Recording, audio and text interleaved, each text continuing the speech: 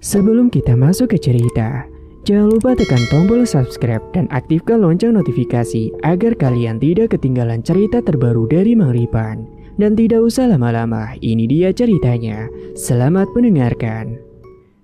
Cerita yang Mang Ripan bawakan kali ini ditulis oleh SM Sudiro.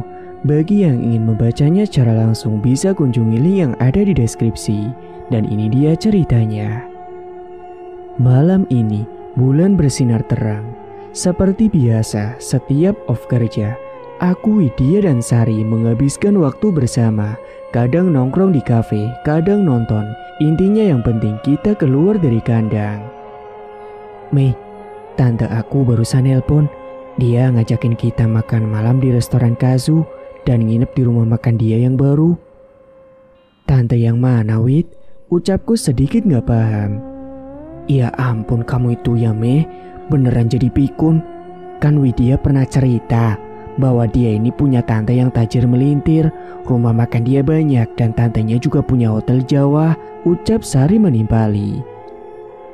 Oh yang itu, jawabku sekenanya karena aku beneran lupa perihal tantenya Widya. Makanya Mei, kamu itu jadwalnya jangan terlalu padat. Ini sudah kerja 7 to 7, pulangnya langsung kuliah. Besok kerja lagi. Ini nih yang bikin kamu cepet pikun. Cerocos Sari lagi. Aku ini kerja sambil kuliah juga demi masa depan tahu. Belaku kepada mereka. Udah, kalian berdua itu ya, kalau udah ngumpul pasti kayak Tom and Jerry, berantem terus. Jadi gimana nih? Tante aku ngajakin kita makan, kalian pada mau gak? Tanya Widya. Urusan makan sih aku gak bakalan nolak. Entah itu si Mei mau gak dia, secara dia kan pemilih makanan, ucap si Sari. Mau ya Mei, please. Restoran Kazu ini restoran Jepang loh. Kapan lagi kita makan makanan Jepang? Ikut ya Mei, bujuk Widya. Oke lah, demi persahabatan aku mau. Tapi kalau bisa aku gak nginep ya, karena aku ada tugas yang harus dikumpulin lusa. Oke siap. Kalau gitu aku kabarin tante aku dulu ya. Baiknya kalian siap-siap Gi, dandan yang cantik, kelakar Widya. Sekitar 30 menit kemudian, Widya mengajak kami keluar dari kos-kosan. Katanya tantenya Widya sudah menunggu di gang depan. Maklum, rumah kos kami jalannya sempit jadi mobil gak bisa masuk ke dalam. Dari kejauhan, aku melihat mobil Honda Jazz berwarna merah. Di samping mobil berdiri seorang wanita cantik dengan dandanan yang sangat elegan. Tante, teriak Widya sambil berlari. Lalu langsung memeluk erat sang tante dan mereka pun cibika-cibiki. Aku dan Sari berjalan sedikit tergesa menyeimbangi langkah Widya. Tante, kenalin ini teman aku, ini Sari. Selamat malam tante, saya Sari, ucap Sari mengulurkan tangannya menyalami tantenya Widya. Malam juga. Kenalin, nama aku Tante Mira. Kamu panggil aja Tante Mira ya. Baik Tante Mira. Sekarang giliran aku. Saat aku mendekati Tante Mira, entah kenapa perasaanku gak enak. Jantung aku juga berdegup sangat kencang. Bulu kuduku merinding. Sini, gak usah takut sama Tante. Jangan khawatir, Tante gak akan menggigitmu kok. Sapa Tante sambil tertawa renyah. Tante menatapku dan refleks aku membalas tatapan matanya. Alangkah kagetnya aku saat mata kami berdua bertemu. Aku melihat ada bayangan ular di pupil matanya. Berkali aku mengedip, namun bayangan ular itu masih tetap ada. Kukucek mataku, memastikan ini beneran atau halusinasi. Namun tetap saja aku menemukan wajah ular di pupil mata milik Tante Mira. Selamat malam Tante Mira. Saya Mei, teman satu kamar Widya dan Sari, ucapku tergagap. Aku menjabat tangan Tante Mira, mencium tangan yang halus dan mulus miliknya. Saat aku mencium tangan Tante Mira, rasanya aku pengen muntah.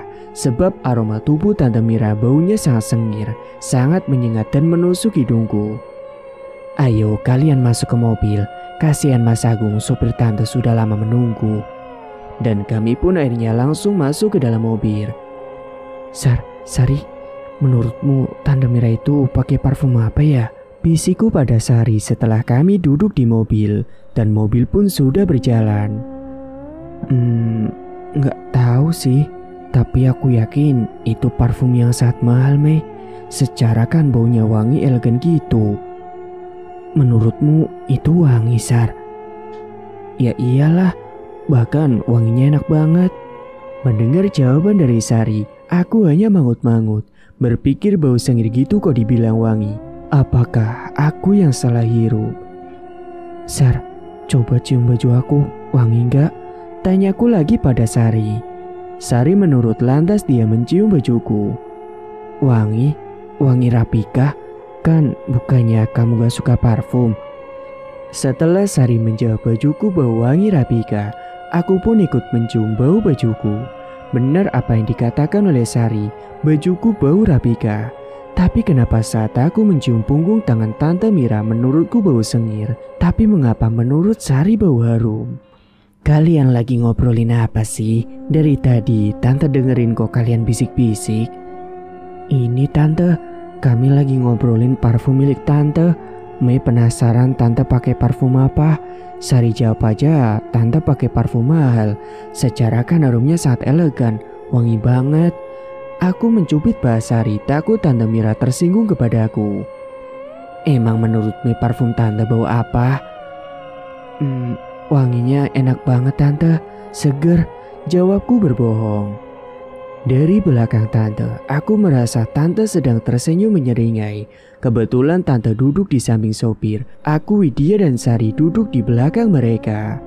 Setelah itu, aku diam saja, mencerna tentang apa yang barusan aku lihat dan juga aku cium. Dan setelah sekian menit, kami pun sampai di restoran Kazu, restoran yang sangat besar dan mewah. Kami naik ke lantai 2, duduk di ruang VIP. Tempat duduk kami di dekat jendela. Aku duduk berhadapan dengan Tante Mira. Namun karena aku merasa gak nyaman, aku pun pura-pura menatap indahnya panorama di luar jendela, melihat kelap-kelip lampu jalan raya. Setelah beberapa menit mereka duduk di situ, seorang waiter datang dengan membawa daftar menu di restoran tersebut. Restoran Kazu adalah restoran yang menyajikan makanan khas Jepang. Kalian mau makan apa? Tanya Tante Mira. Kamu mau makan apa Sari? Dan kamu Mei, mau makan apa? Widya juga ikut bertanya. Saya ikut aja Tante, sebab saya juga belum pernah makan di sini.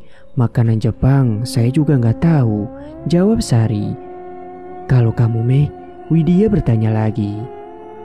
Aku ngikut aja lah, tapi aku penasaran sama yang namanya sushi dan yakiniku. Nampaknya enak ini. Tante, mereka ngikut aja katanya. Tapi Mei penasaran sama sushi dan yakiniku, ujar Widya kepada tantenya. Oke, kalau begitu Tante akan pesan semua menu yang ada di sini. Gimana? Aduh Tante jangan. Kebanyakan nanti dan kami gak kuat makannya. Kalau enggak masing-masing pesan menu satu aja Tante, biar nanti kita kongsi-kongsi. Jawabku merasa gak enak. Sudah jangan khawatir, di sini porsinya gak gede kok. Jadi Tante jamin perut kalian pasti muat. Gak usah Tante, saya pesen sushi dan yakiniku saja sama seperti Mei, jawab Sari kemudian. Baiklah kalau itu mau kalian. Setelahnya Tante Mira pun langsung memesan menu pilihan kami semua. Selang 30 menit, waiter pun membawa pesanan kami. Tante Mira memesan sandwich dan yakiniku seperti kami. Ternyata yakiniku itu makanan berbahan dasar daging. Kalau orang Indonesia bilang yakiniku adalah sate. Hanya saja potongan dagingnya lebih besar dan cara menyajikannya juga dengan panggangannya. Tanpa sengaja, aku terus memandangi wajah Tante Mira. Saat dia menatap daging-daging di atas panggangan, wajah Tante Mira berubah seperti hewan kelaparan. Mulutnya berdecak, lebih jelasnya seperti sedang mendesis. Dan aku perhatikan kedekatan dan sikap Tante Mira dengan Mas Agung juga tidak seperti dekatnya seorang sopir dan juga majikan, tapi seperti sepasang suami istri. Sikap Tante Mira juga sangat manja dan agresif. Mei, ayo makan jangan bengong gitu doang, ucap Tante Mira sambil memotong daging yang ada di piringnya. Iya Tante, Jawabku sambil memotong sushi yang ada di hadapanku. Kami semua makan dengan riang, penuh dengan canda dan tawa. Tante Mira meskipun kabarnya sudah memiliki 2 orang anak, namun dia masih sangat cantik. Bodinya juga sangat seksi. Malam ini Tante Mira memakai gaun warna merah marun. Sangat kontras dengan kulitnya yang kuning langsat dan juga sangat mulus. Tante Mira tergolong orang yang suka perhiasan. Terbukti dengan banyaknya gelang emas putih yang menghiasi tangannya dan 3 sap kalung emas putih yang menghiasi lehernya yang jenjang. Jari manis kiri dan kanan Tante juga dihiasi cincin permata yang sangat indah kilauannya. Tante Mira benar-benar wanita kaya yang sangat cantik. Rambut lurus panjang sebahu, wajah bulat telur, bibir seksi, hidung bangir, mata indah dihiasi bulu mata yang sangat lentik. Alisnya juga sangat indah, tapi nampaknya bukan alis asli, tapi alis sulam. Nampak sekali bahwa Tante Mira itu wanita yang rajin merawat diri, merawat kecantikannya yang memang benar-benar luar biasa. Namun aku merasa kecantikan yang dimilikinya itu hanyalah sebuah topeng. Sepertinya Tante Mira memakai susuk, sebab aura Tante Mira sungguh sangat luar biasa indahnya. Dan di balik gelang emas, aku melihat Tante Mira memakai gelang dari benang, berwarna-warni. Dan sepertinya gelang itu bukanlah gelang biasa. Batinkulah yang berkata begitu. "Mai, kabarnya kamu kuliah juga ya?" tanya Tante Mira di sela-sela makannya. "Iya Tante," jawabku sambil berhenti mengunyah, padahal baru saja aku memasukkan 1 potong daging ke dalam mulutku. "Jurusan apa, Mai?" "Sekretaris, Tante." "Wah, kamu hebat, Mai." "Oh iya, Mai. Tante sedang butuh seorang sekretaris juga loh. Mau nggak kamu kerja sama Tante aja? Di kantornya kok, bukan di warung." "Oh, ternyata restoran juga ada sekretarisnya ya, Tan?" jawabku dengan lugu. Kulihat Tante Mira tersenyum lebar hingga nampak deretan gigi putih nan rapi miliknya. Iya dong Mai, kan Tante butuh menggaji karyawan, butuh stok belanja bahan makanan. Gak mungkin dong kalau Tante yang mengurus. Makanya nanti nginep di rumah makan Tante ya. Kapan-kapan main ke Lagoi, sebab di sanalah kantor pusatnya. Tapi niatnya sih kantor pusat akan Tante pindah ke Batam ini. Karena setelah Tante lihat kota Batam makin hari makin ramai, dan niatnya juga Tante mau kembangin bisnis di Batam. Sebab di Lagoi rumah makan Tante juga nggak seramai dulu. Gimana Mai? Apakah kamu mau jadi sekretaris Tante? Aduh Tante, maaf. Tapi maaf, kontrak kerja Mai masih 1,5 tahun lagi. Dan biasanya nanti Mai juga di break dan sambung kontrak lagi. Dan juga Mai kan masih kuliah Tan. Justru karena kamu masih kuliah, makanya Tante tawarin kamu kerja di rumah makan Tante. Kan malah lebih enak. Nanti kamu atur aja jam kerjanya.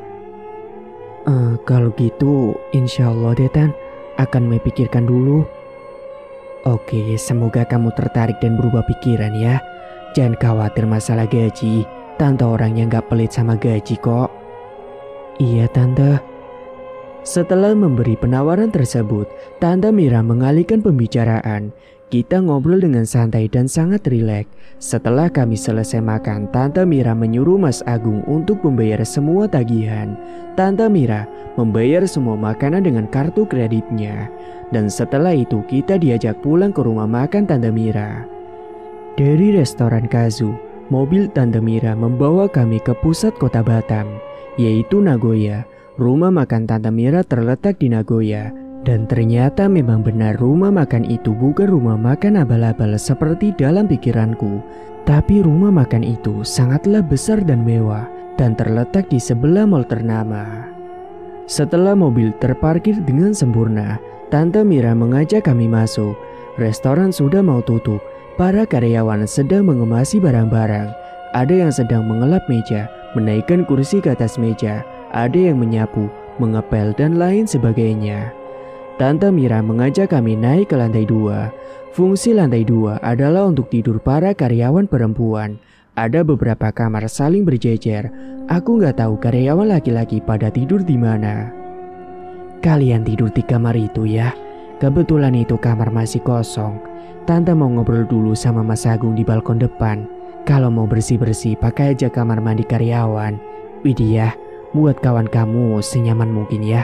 Tante mau naik ke atas dulu. Iya tante. Yaudah yuk kita masuk kamar. Aku udah capek nih. Ucap Widya mengajak kami berdua. Akhirnya kami pun masuk. Kamar karyawan menurutku sangat sempit. Hanya cukup satu kasur single dan satu lemari kecil. Satu kamar ini dihuni berapa karyawan, Wid? Tanyaku sambil merebahkan badan di atas kasur busa. 2 orang. Lah memangnya ada berapa karyawan di bawah, Wid? Tanyaku kembali. Entah, aku nggak tahu, Mai. Aku mau cuci muka dulu ya. Kalian mau ikut juga nggak? Akhirnya kami berdua pun mengikuti Widya untuk pergi cuci muka. Saat kami bertiga menuju kamar mandi, aku melihat Mas Agung masuk ke dalam kamar. Loh, Mas Agung tinggal di sini ya, Wid? Tanyaku penasaran sebab katanya yang tinggal di sini hanyalah perempuan. Enggak, Mai. Mungkin Mas Agung sedang ada perlu sama Tante Mira, sebab itu kamar milik Tante Mira. Oh, lah terus suami Tante Mira di mana, Wid?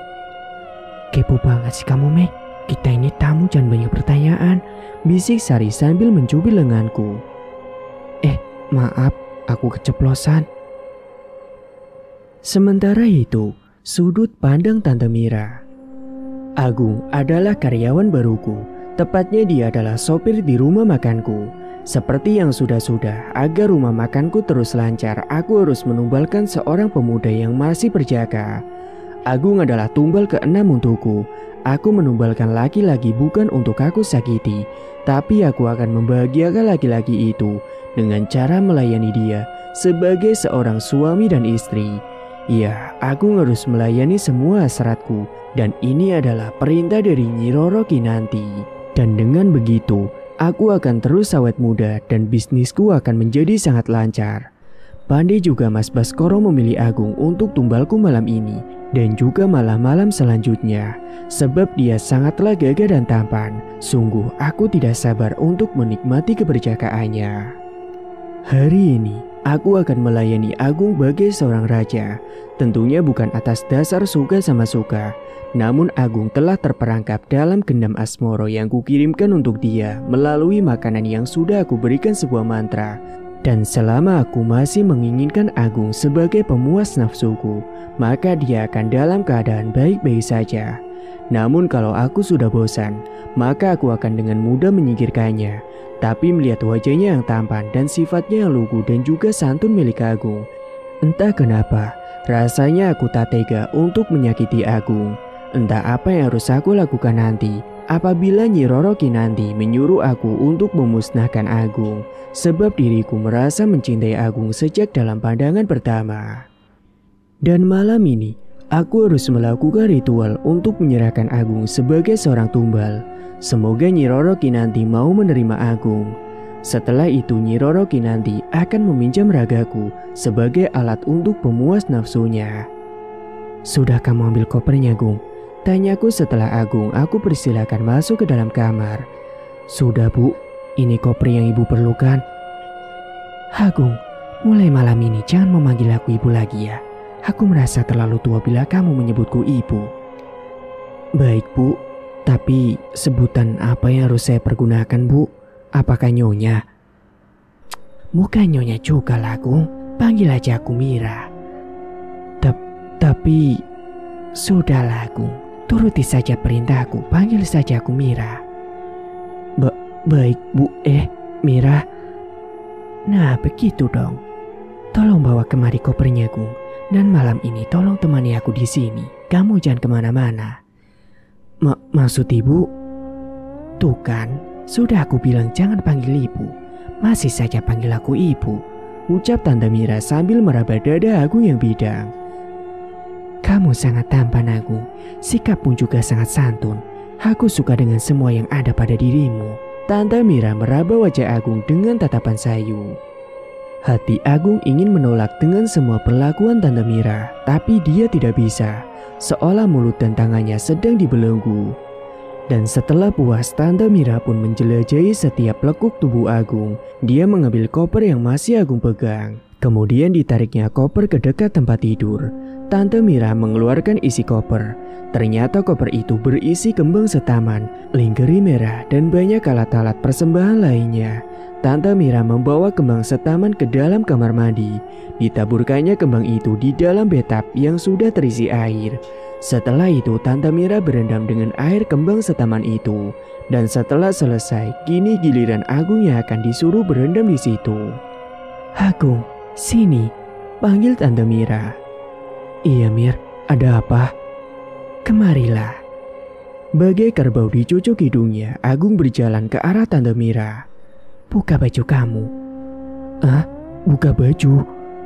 "Iya, buka bajumu. Aku akan memandikanmu biar kamu segar." Agung menurut. Di hadapan Tante Mira, Agung pun membuka bajunya. Kini hanya tersisa celana boxer miliknya. "Agung, kamu begitu gagah dan tampan.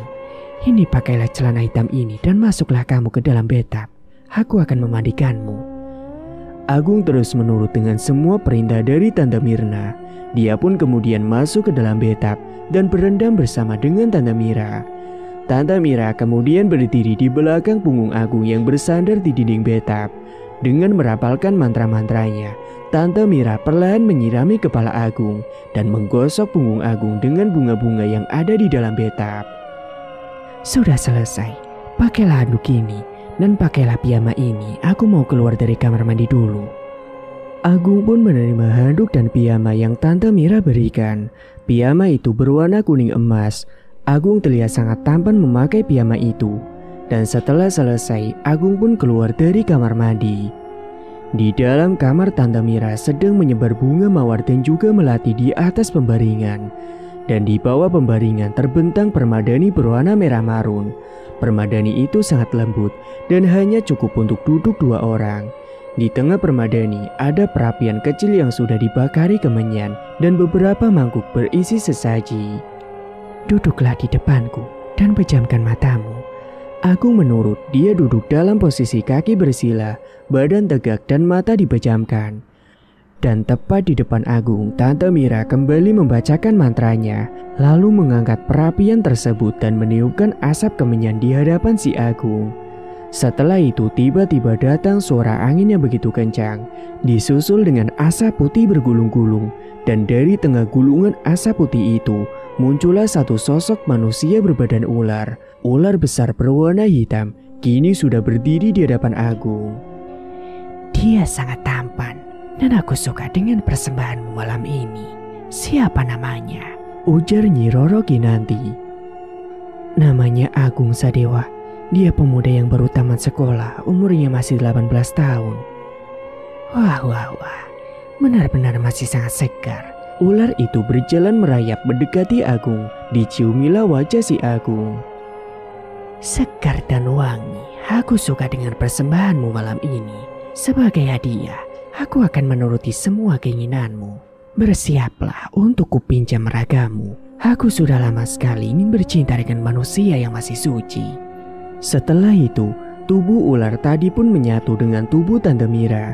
Dan Tante Mira menyuruh membuka mata Agung. "Bukalah matamu sayang dan lihatlah aku."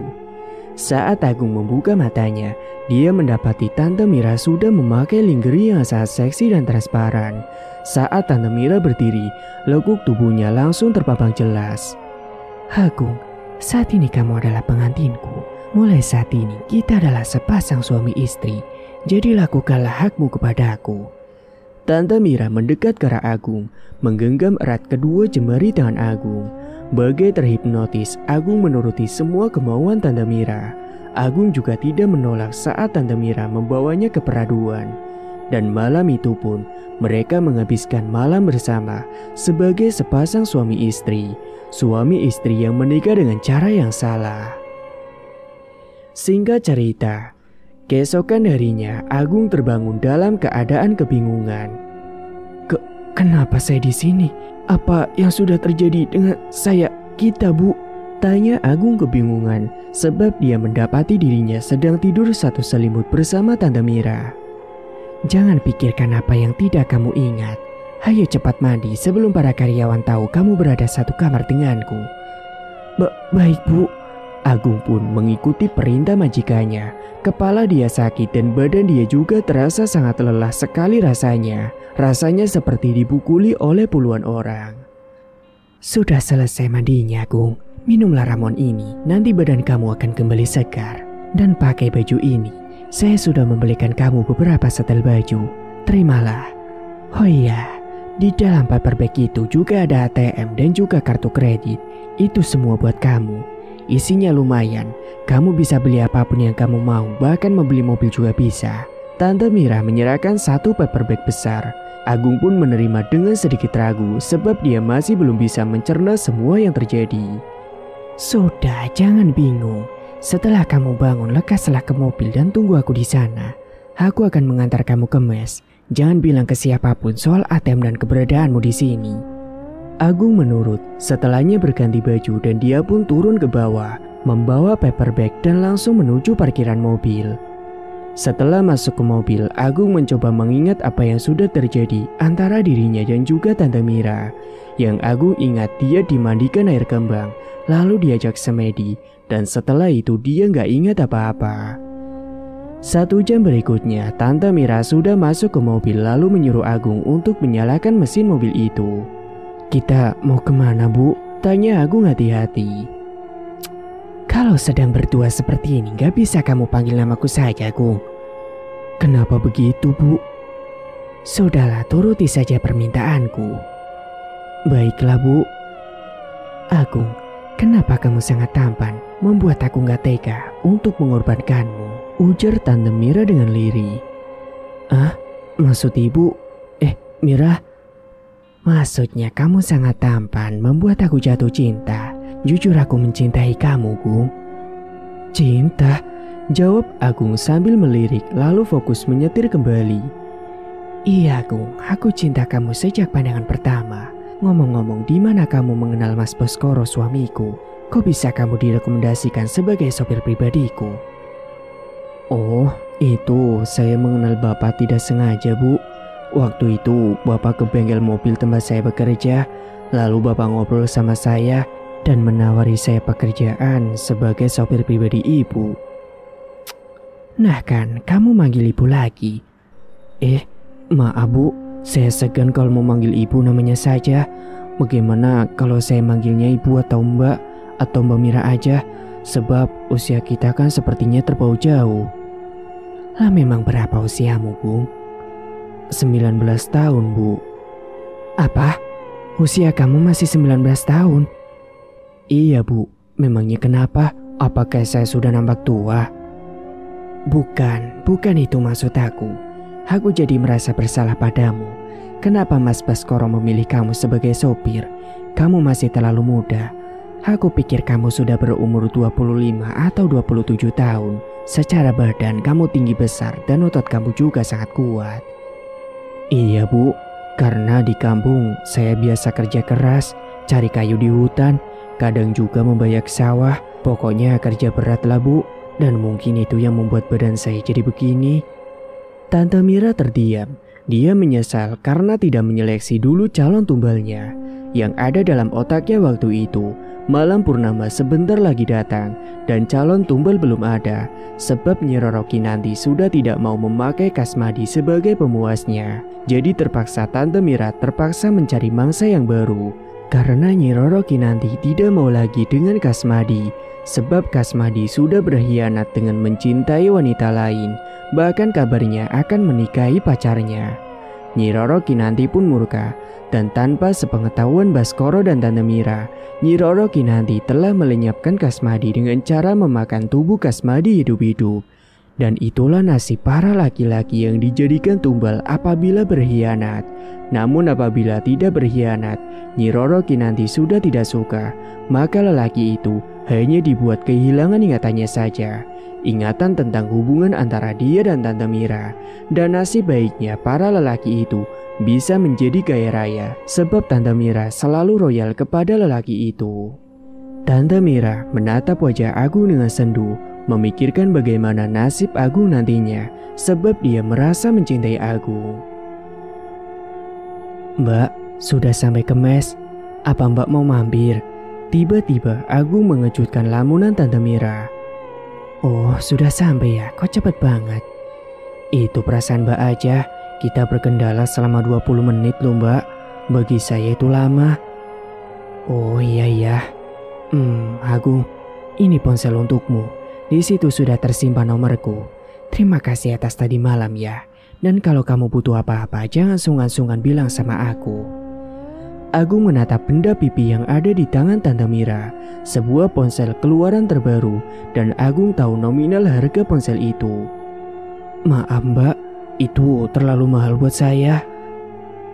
Enggak Agung, ini terlalu murah buat laki-laki setaman kamu. Sudah terima saja.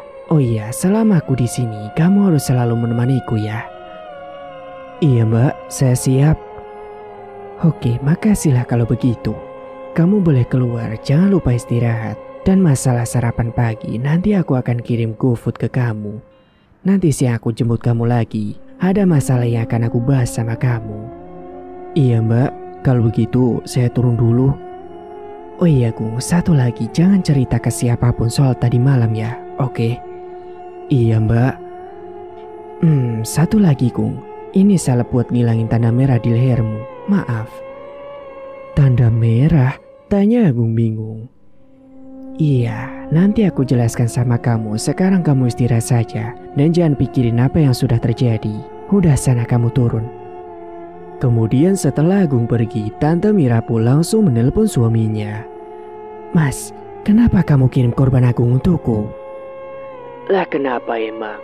Bukannya dia korban yang paling sempurna di antara korban-korban kita selama ini? Tapi mas, dia masih anak bau kencur. Apa mas sudah tahu berapa umurnya? Tahu, dia berumur 19 tahun. Ya ampun mas, kamu tahu kan? Dia di bawahku 10 tahun.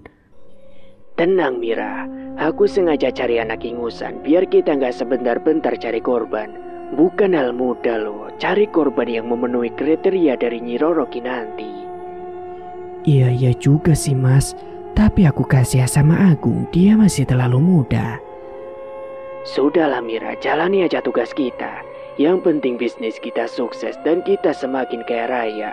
Ingat, kita lagi bangun hotel, kita butuh dana besar. Semakin kita bisa membuat ular itu senang, maka kita akan semakin kaya raya. Ya sudah mas, aku ikut apa aja katamu. Oh iya, Widya dan teman-temannya ada di rumah makan. Niatnya aku mau ngajak mereka jalan-jalan. Aku lagi naksir sama teman Widya, namanya Mei, anaknya cantik dan kelihatan cerdas. Aku ingin dia kerja di rumah makan kita, mas. Atur aja Mira, apa yang menurutmu bagus? Iya mas, mana Gilang dan Gendis kok gak ada suaranya? Mereka masih pada tidur. Oh ya sudah, jangan lupa antar mereka ke sekolah ya mas. Sementara di tempat lain, yakni di dalam restoran, Widya, Mai dan Sari sudah terbangun. Mereka juga sudah mandi. Widya dan Sari memilih menonton TV dan Mai memilih ke dapur melihat para karyawan bekerja. Ada yang bisa saya bantu mbak? Tanya Mai kepada karyawan bagian memotong sayuran. Gak usah Neng, nanti tangan Neng kotor. Mbak ini namanya di dapur ya pasti kotor mbak. Aku bantu kupas kentang boleh? Boleh Neng, tapi kalau ibu tahu apa nanti gak marah? Kenapa kok marah? Kan saya cuma bantu aja mbak. Masalahnya Neng kan tamunya ibu. Oh enggak lah mbak. Oh iya mbak, kenalkan nama saya Mei. Nama mbak siapa? Saya Sri Neng. Mbak Sri dari Jawa juga ya? Iya Neng. Sudah lama kerja di sini mbak? Kalau di sini belum Neng. Kalau di Lagoi saya sudah 5 tahun di sana. Wah lama juga ya mbak. Iya Neng. Mei, ngapain kamu di situ? Ayo kita sudah ditunggu sama Tante Mira di bawah. Tiba-tiba Widya datang memanggilku. Ini Wid lagi bantuin Mbak Sri kupas kentang. Oh ya sudah, sana cepat cuci tangan. Itu Tante Mira sudah nungguin. Iya bentar. Mbak Sri, maaf ya, saya pamit pulang dulu. Iya Neng, hati-hati. Makasih ya sudah dibantu. Mbak Sri ini cuma dibantuin kupas kentang aja bilang makasih. Sudah mbak, saya pamit dulu ya. Iya Neng. Mereka bertiga pun langsung menuju ke mobil. Di sana Tante Mira sudah menunggu. Maaf Tante, sudah buat Tante menunggu. Gak apa-apa, Tante juga baru masuk ke mobil kok. Ayo cepat kalian masuk, kita sarapan di luar. Mereka pun menjawab serempak lalu kemudian masuk ke dalam mobil.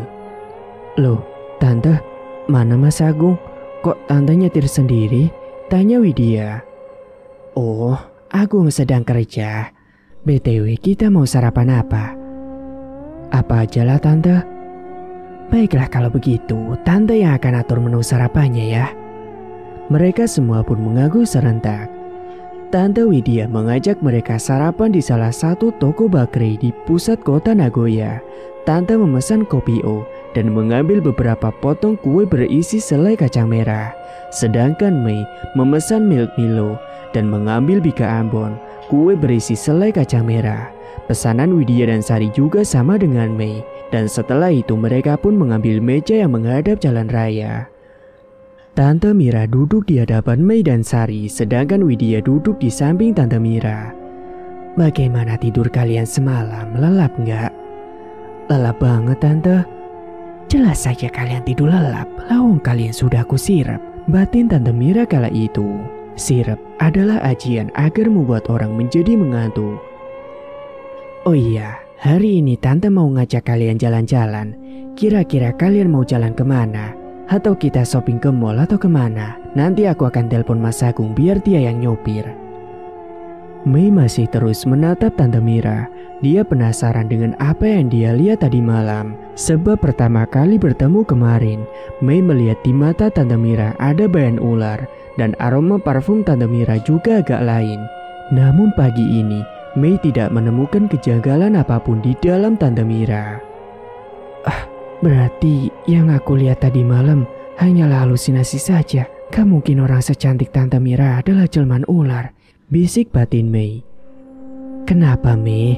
Kok kamu liatin Tante seperti itu? Selidik Tante Mira curiga. Maaf Tante, Mei cuma kagum sama kecantikan Tante. Tante Mira cantik banget. Awet muda, kelihatan masih satu usia dengan kita. Iya kan Sari? Jawab Mei gelagapan. Iya bener, Tante Mira cantik banget. Pasti Tante rajin perawatan di salon ya Tan? Jawab Sari polos. Mendengar pujian dari Sari, mata Tante Mira berubah menjadi sendu. Pandangan Tante Mira kosong menerawang jauh. Teringat akan kejadian kelam 9 tahun yang lalu.